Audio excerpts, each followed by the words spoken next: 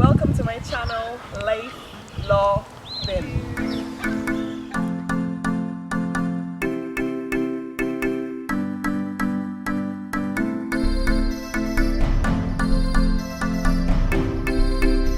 Hello everyone, welcome back to the channel. Today, I really want to share some top tips in terms of how to prepare for the bar course. Now, I know that some students may be getting ready to embark on this exciting but challenging journey very soon. So I decided I wanted to create this video to give you some kind of insight or overview on how you can best prepare, put yourself in the best position to achieve the best possible grades. So, in this episode, I will first start by discussing the format of the course. I will also give you some top tips in terms of how you can prepare. I will also discuss what is challenging about the course. Then we'll go on to how we can mitigate those challenges, and then also still encouraging you that you can engage in some kind of extracurricular activities while still on the course. So please don't lose yourself because you will need an escape from this daunting course. So let's just talk quickly about the format of the course that I took. Please note that your timetable will probably show that you have workshops primarily on 2 days weekly, but some may occur on the other days in the week. So you'll probably have workshops, for example, for civil litigation and criminal litigation on two different days. But then as the course progresses, you'll have workshops to do with advocacy skills on some other days. So just mentally prepare yourself for that. That may be a little different for those of you coming from previous courses where you have courses or rostered or modules rostered every single day of the week. So it may look a little different, but I do promise you that the workload is even greater than your previous workloads. In terms of the modules that I undertook professional ethics, and that's primarily self-study, where I studied. So my provider had that primarily self-study, criminal advocacy, and that can be broken down into examination in chief, cross-examination, conference, defense statements, bail applications, civil skills, and that includes opinion writing, drafting, defenses, particulars of claims, and counterclaims. Also, civil advocacy, that's another module. So you'd be able to prepare stuff like interim applications, like summary judgments. Please note that you must prepare for each workshop. You've come this far, which means that you are dedicated and you are somewhat committed. So I don't expect any of you not to be preparing for workshops, but you must prepare for each workshop because it doesn't really take the style of a lecture per se. It's more engaging between you, your colleagues, and your tutor. So whatever, think about whatever you bring to the table, you kind of get back. So that will be your opportunity to say, well, I read X and Y, but I still don't understand this point. Can you shed some light here? So please do prepare. It is for your benefit. And it also helps when you create your own notes as well. Remember that non-interaction means you can be asked to leave. The Bar Standards Board does keep an eye on your attendance. So please do try to aim to attend 100% of your courses. Now, I know that some of you may probably want to undertake mini pupilages or some kind of short work experience while on the course. Kudos to you if you can balance your time, which I do think you can effectively to do that. But just know that if it does overlap with the time that you're supposed to be undertaking your courses, you need to identify, you need to flag that up with your tutor, and there is a high possibility that you will have to prove that you did do the work for the workshop.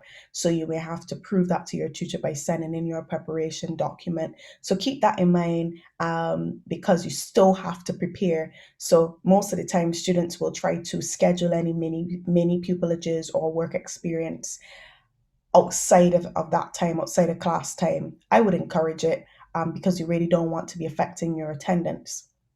There is also a reading week or a consolidation week. So that's a short time period between concluding aspects of your course and obviously starting assessments as well. So I think they do give more than one reading week, but it really is a consolidation week. Please use it.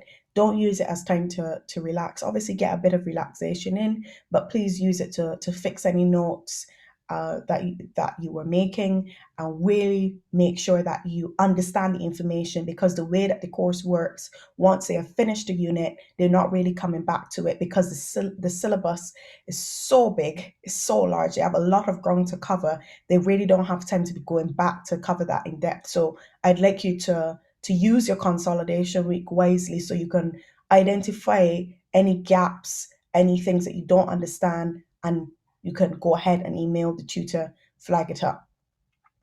For those of you who may be doing the bar course alongside the LLM, there are different pathways at different providers. There's a dissertation which you start later in the course, so you wouldn't have to worry about that affecting the time that you prepare for your workshops. There's also the optional modules.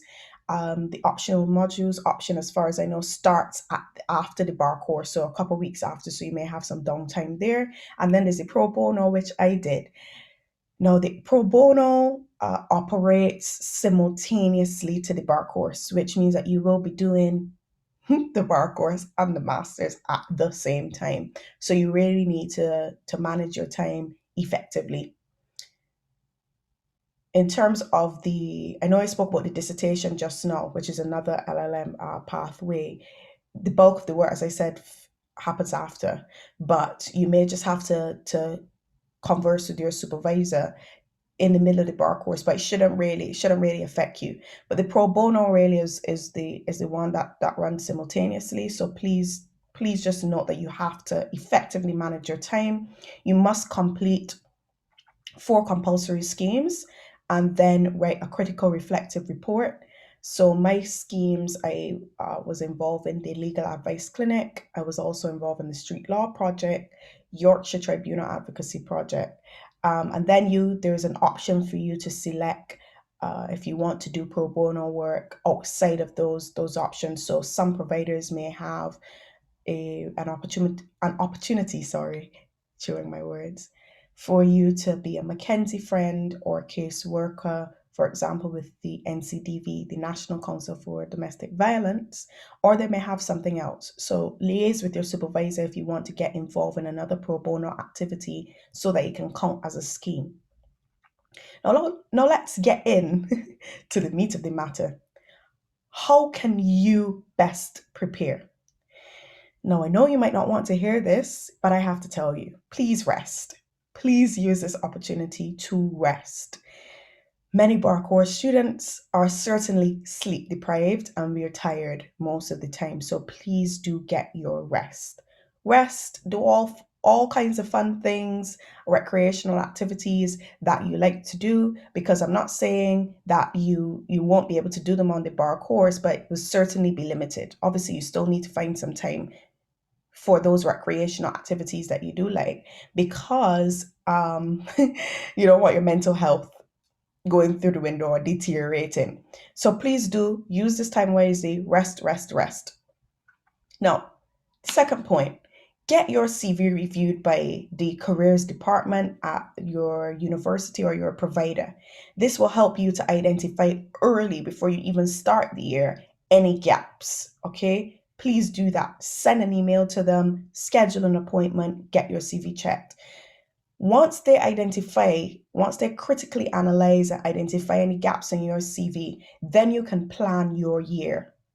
This is very effective, okay? Because early in the year you can decide, right, there's some mooting competitions coming up.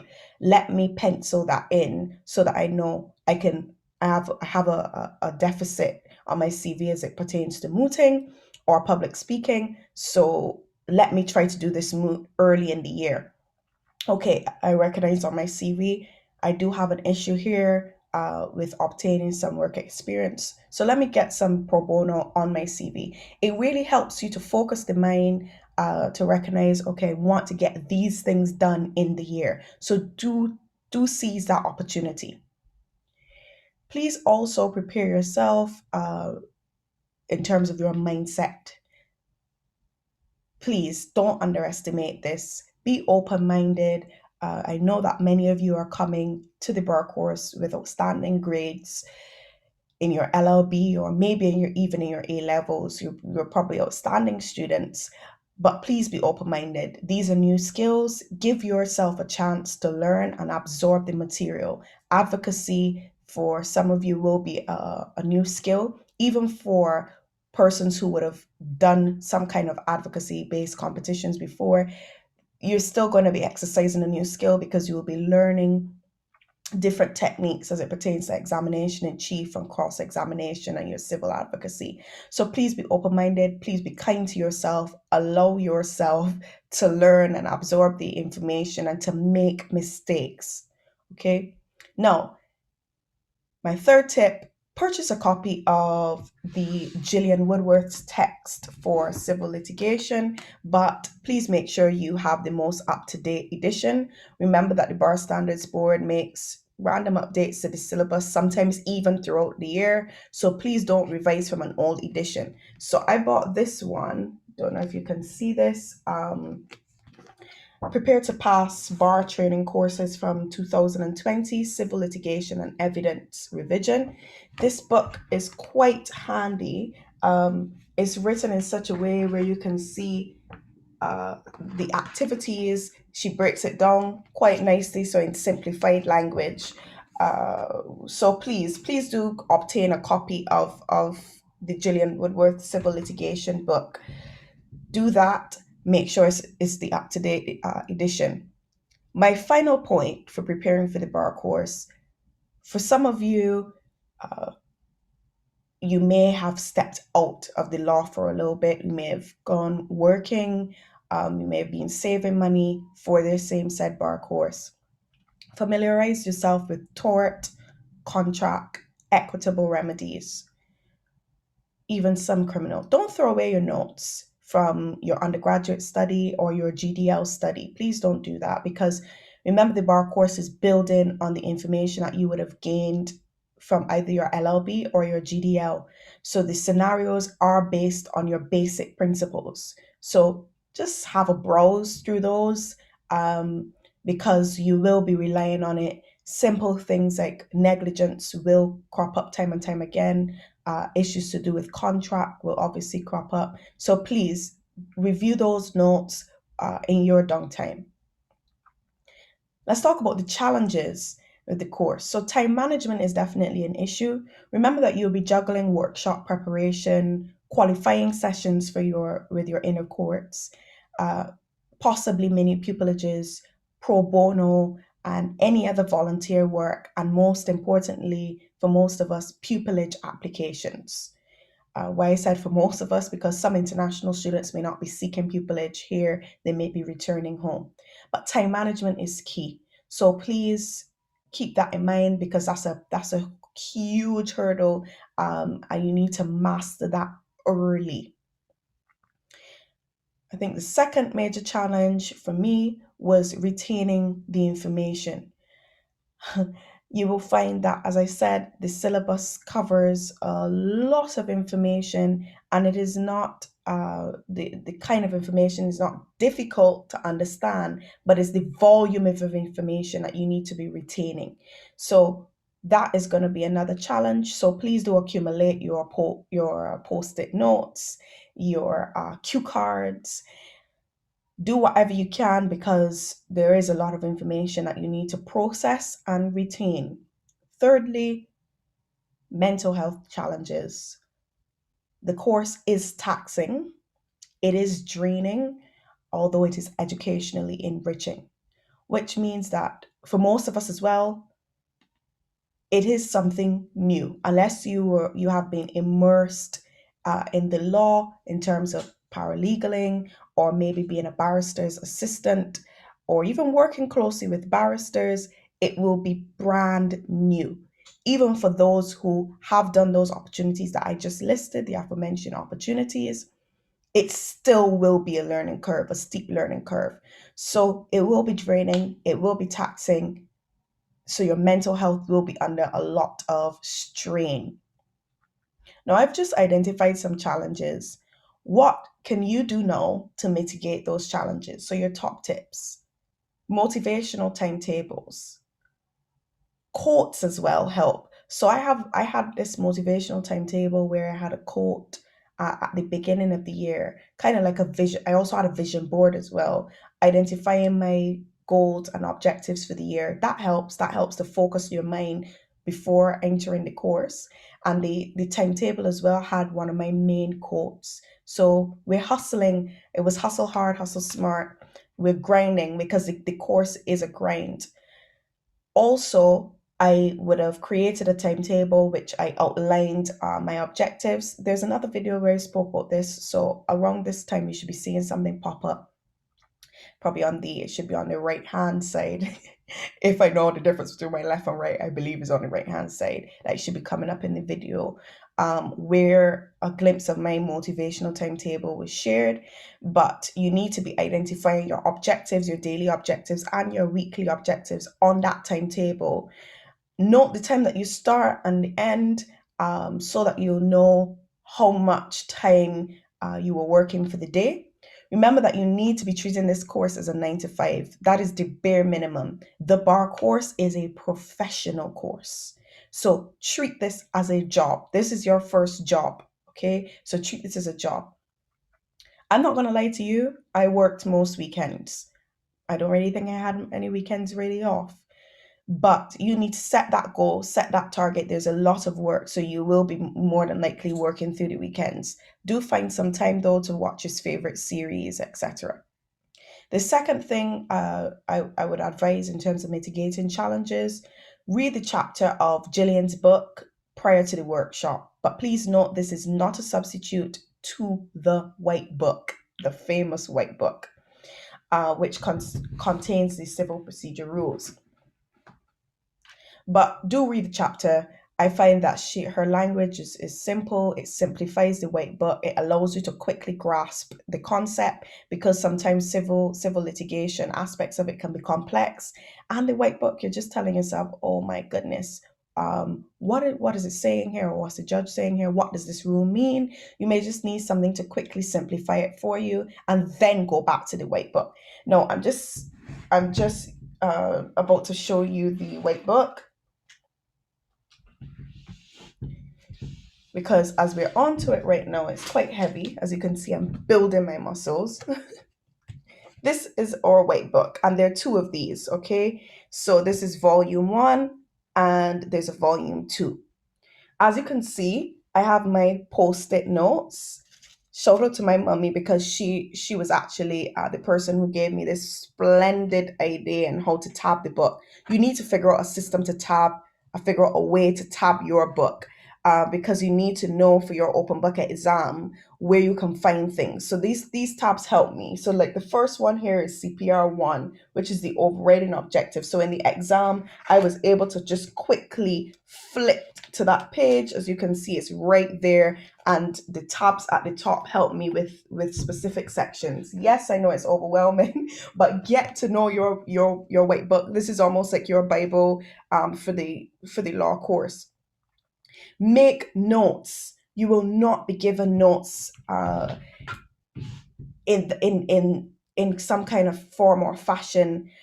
It will be given to you as resources. So you need to be able to compile these resources, pull information from different places, create your own notes for examinations. Do not, let me say that again, do not wait until exams, because you will find, especially those of you who will be, the majority of you will probably be sitting in the April sitting, or whatever sitting your next sitting is at, you will find that the course ends a particular day and exams may be upon you within the next 2 weeks. You don't have time. You do not have time to be making notes at that point in time. You need to be reviewing. So make notes. Annotate your white book early, just as I said, just as I stated. Your future self will definitely thank you, because look at these. Look at the amount of annotations that I have in this book. You don't want to leave everything to the end. It will be overwhelming. Email your tutors if you don't understand something. email them. That's what they're there for, that's what they get paid for. And most importantly, most of them love to do it. I haven't encountered anyone that doesn't like an email and doesn't like a query, because they want to make sure that you understand the material. So don't be shy. Email your tutors if you don't understand something. For those of you who are doing the LLM, tips for the LLM pro bono: whenever you're doing a case, make sure you write some kind of summary at the end of every stage. So make notes on your feelings during the case. This will help when it comes to the critical reflective report. So as soon as you finish something, a stage, so for example, you're conferencing with a client, make your own notes. Such and such happened. How did I feel? What could I have done better here for the client? Did I research all aspects of this case properly? Make those notes, because at the end, what you want to be doing is really focusing on the research for your academics, because you may not very well have the time to be researching reflective theories well on the course at that time. So just do that. I'm just take pausing now because I just wanted to show you that you will also have some other resources well on the bar course. I had an evidence manual. All of these will be provided to you. So I had an evidence manual, remedies manual as well, professional ethics manual as well. They also gave us these bundles. So everything you could find on Blackboard Elite came as a hard copy. So that's University of Law. As you can see, my provider, they also provided these things in the hard copy. As you can see, I was very much, I used to work based on my computer. All my notes, everything was based on my computer and saved. Please don't forget, I just remember this, please don't forget to back up. Save on the cloud, save on a flash drive. Just remember to save your notes different places, because you really can't afford to be losing anything. But these are the hard copy, an example of the hard copy of the resources that you'd find on Elite, and they're usually mailed to you before the bar course starts. I'm just turning because I'm lifting my criminal litigation, yeah, Blackstones criminal practice. This one's nice and clean because you can't take this into the exam anyway. So this would just help. This usually comes later on in the course. When I started in September, I probably didn't get it until like months later. I think it has to do with when the books are produced. So I'm not going to show you the other ones that I do have, but look out for Jackson's ADR. Um, that usually that usually comes in your bundle. So the providers usually give you the basics in terms of your resources, everything that you need, the essentials will come in your packages. But remember, if you do find that isn't helpful, you can do a quick search on Amazon and get additional books to assist you. But remember, they're not supposed to replace the essential books, like the civil litigation, the white book, or the Blackstones. Some of you may be wondering, will I just lose my life, my social life outside? Will I just lose my social life while I do this course?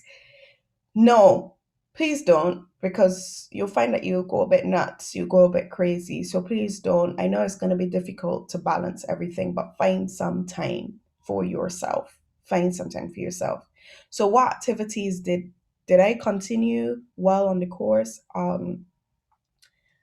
I managed my time effectively. I know I pursued the course while in a pandemic, and we're still in a pandemic, but I'm hoping for future students, fingers crossed, guys, that uh, there will be less lockdown. So you'll probably get to interact with your colleagues face to face a lot more, and you'd be able to go to the pub or the bars or whatever just to kind of de-stress after your workshops a bit for like an hour before you crack on. But while in the pandemic, I was the Association of Grazing Students Publicity Officer, which means that I manage all content on the grazing platform to do with ages to students. So everything on Twitter, everything on Facebook, any upcoming events, I created the content, so I was a content strategist, and I posted everything. So that meant for me at least a portion of my weekend, 2 to 3 hours dedicated to planning, post for the week and ensuring that I'm liaising with any students that have any queries. So that did take a portion of my time. And I've been doing that since September. So I had my role from since September, and one of my goals is to grow that platform, and it's doing quite well on Twitter. So that's one thing I had to do. I also was doing it pro bono via the LLM. So I had to be constantly managing my time. I needed to know when I had meetings with clients. I needed to know when I had to be present to go to the tribunal to represent a client as well, or to assist with the client's representation. And I had to keep that in tune with my workshops because I obviously couldn't let one go. I also have my YouTube channel, as you know, you're watching this, so you know, which I was producing, hosting, editing my videos as well, creating the content, conceptualizing any ideas and putting that into to action. And then of course my qualifying sessions. And then there's some of us who also have jobs. But if you do have a job, it is intense. So just consider doing a part-time course if that may be helpful to you, because I don't want to one thing is I don't want to mama guy you. It is difficult, so just consider that if you want to maintain regular employment. But thanks, guys. That's the end of the video in terms of how to prepare for the bar course, and letting you know. So thanks again. Don't forget to subscribe if you haven't, like, share, and comment. And I'll see you on the next video. Thanks for watching. See you guys later.